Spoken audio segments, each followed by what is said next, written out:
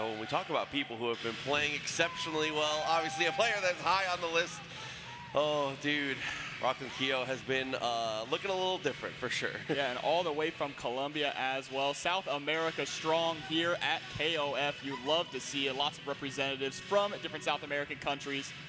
And this is going to be an absolutely fire first match to start off our top 8 here at CEO.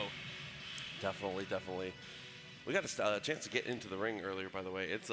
It's an experience. It is. So I think that that is one thing you always have to measure up when it comes to CEO. When it comes to playing at CEO, is kind of being ready for this environment. Being on the stage is always cool. Being on the being out in front of everyone on stream, you know you've got all the people watching. But there's like a different. We'll call it a different energy when you're up in the ring. It's surreal. It's Literally surreal, honestly. Like, these two are about to have a really highly competitive match. We were just standing in there, and we were already in awe, right? Low-key nervous. Now imagine you have to fight to the death here, right? Absolutely. But as far as things will go, we know that things will be, they'll turn out okay. We've got two professionals up here in the ring. Yeah, absolutely. Two incredibly strong KOF players. Again, very strong international affair here at KOF, and that's what I like to see going forward through all these different tournaments. Same goes for the online brackets, right? These two players are no slouch to being big pro players in online brackets and really competing at an absolutely high level. You see them in all these weekly tournaments. They're just consistently grinding, right, as we get on that road to EVO. Absolutely. I mean, that is one thing that is definitely a standout thing to remember when you look at KOF results for online, offline, everything in between, is that they are not necessarily one-to-one, but it's very clear that the players that continue to win online are the players that are also continuing to win here offline as well. It is there's some correlation for sure. So listen, enter some of those online locals. There's a lot of them are free, and you definitely should get involved.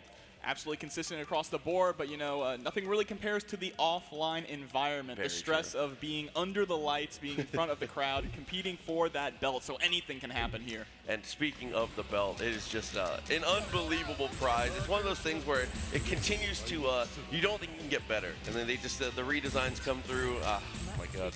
Got that, the white leather strap? Yes. Like the old Intercontinental title? Y'all know what I'm talking about, any of you wrestling heads there? Yeah, shouts to the CEO crew, always great with the designs, the merch, the belts, everything. It looks like teams are locked in. I think this is the expected. This is what we've seen all day from both of these players. We'll see the orders are going to be. It was Benimaru on point last time. Yeah, absolutely. But I think the big standout here on the team composition is Shune, a character that is a little underrepresented, but those specialists know how to work with him. And I think the real surprise is seeing Shune on winner's side top 8. I would agree if it wasn't Rocket. You're right. 100%. But yeah, no, it's a character that definitely is a little knowledge checky, has some very odd situations, and you will see if you are unfamiliar with how the character plays, you will learn very quickly why this character kind of is successful. The movement is absurd. Incredible. Like we were joking that he's like an anime character, right? Because the way that he's just dashing around the screen, but that movement is going to be huge. But this is going to be it. Looks like they're getting themselves set up and getting ready to roll. We are going to get started with our first match here of KOF here at CEO. Round 1. Ready? Go! And here we go, starting things off with Kyo and Benimaru. Both players just backing up to create a little bit of space at the start. It shows how much respect they have for each other at the round start. Yeah, I got the roll through. Aware of the CD, trying to be a little cognizant of the spacing. Does get the sweep, stop things for a little bit. The slicer comes through, but not too much to follow up. I like that we're already going for those Kara cancels off of the CD, throw up those special moves, get a little bit of extra room. But speaking of CDs, Kyo has one of the best in the business, already getting that corner carry. But nice, we just go for the wake-up DP early on, let him know. Yeah, one of the best things. I mean, two of the best things for Benimaru straight in a row. The meterless DP and being able to go for that cross-up that JP is incredible for those situations. But after the roll through, gets the throw, pressure, turned around. Great throw tech there. Little bit missed space on the jumping CD. Is going to get punished, which pushes us back to the mid-screen here. This is a chance for ROCKLANDKYO to close things out. WERO's trying to slow down the pace here. Doesn't want to overextend. Oh, okay. Sweep once again. Not able to actually get the full connection. But chip is going to be a factor at this point now. Even guard cancels do the damage. You can't afford to block a single one of these slicers. Oh, yeah, the anti-air low. Very, very smart. He's able to low profile. Listen, the hair is tall, but the guy can get low. You're damn right. And going to get a little bit of health back here for Benimaru as well as we come into Miss B. Of course, Tusky. Yeah, you gotta put the respect on her name here, but of course, probably the most consistent and strongest character in the current version of the game, right? Bijane putting in a ton of work, so many different options, the incredible air movement as well, and already starting to lock down ROCKLANDKYO here in the corner. that high ho. Let's get the throw as well. Meaty fireball into the EX. Continuing to work this pressure here. Benimaru, yeah, I was about to say, getting a little too close to comfort. That DP could come out, but again, it's just nickel and dime, no real combos, but it doesn't matter as long as you continue to find those hits. Yeah, especially at that low of life, right? We were willing to spend the EX on the crash shoot there to get the overhead, just to add up the damage over time. You will build that meter back, especially with Bijane. She's incredibly good at that. But now it is time for Shune coming in with 2 bars. That gives away a ton of real estate in the beginning, but that's okay. He's able to retake it pretty aggressively here. Nice block on the first overhead. Yeah, using that blue hand there to stay safe. But I like it running down on Oki as well, just to try and push further towards the corner so we can maintain that positioning. And look at the movement you're going to see here from ROCKLANDKYO. Too far there, still goes for the dash in. Harrier beats that completely clean, does get the restand also, and that turns into a throw. Again, not a lot of true confirmed, but it doesn't matter with the wake up super. Just get off me, but the empty jump there is going to get tossed, and now you're stuck between a rock and a hard place. Once again, back to square one. I like that, using that to just buy some real estate. And it works out pretty well here. Gets the run underneath, the movement is clean. Full confirm as well, tries to go for the reset, just a little too far away for the 2B to actually connect, but we are walking Jenny down to the corner here. Shatter Strike gets blown up, and so does Shune. ROCKLANDKYO down to his anchor. I love the idea for the Shatter Strike though. Obviously an incredibly strong game mechanic, being able to completely bust through a lot of pressure strings, but not quite in that situation. Which brings us down to, it's him.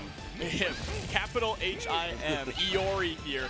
Such a consistent character, good at literally everything, and with 2 bars here, it is absolutely possible for him to bring this back. See him dash up with a 2C. It's a multi-purpose normal in that situation. Great for a poke and great for an anti-air.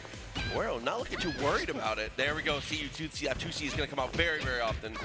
Absolutely. I like the patience we're seeing. Creating some space there with the taco, just trying to get the extra recovery, but the 2D anti-air.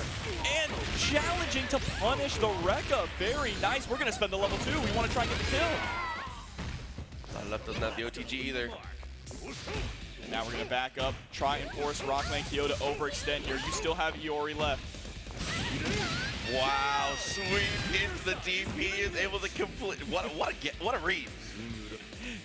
We're just banking all on that gambling, man, and now it is time here for the Iori mirror match. Of course, on ROCKLANDKYO's side, he is 1 hit away from death there, and there it is. EX Scum Gale into the fireworks. Is it going to be enough? Absolutely. So there you go. Able to win the mirror match in the end. Take the first game down. Shoring themselves up.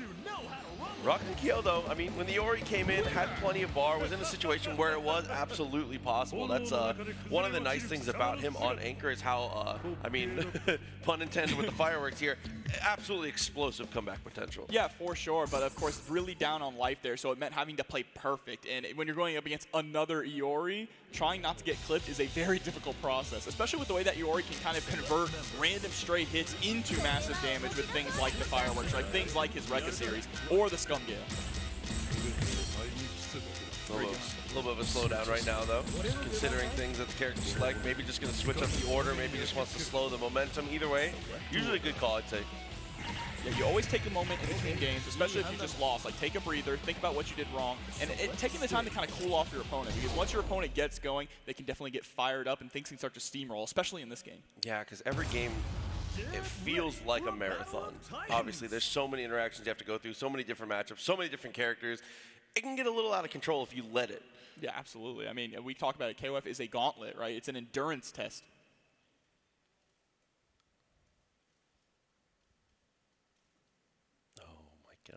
I'm nervous, dude. It's only the first game. But here we go. We're starting things off again with Kyo versus Benimaru. No real change in the order. Oh, what an anti-air. Mix up with the Rekka. Dude, Rekka and CD is all you need. I mean, that is just dominate.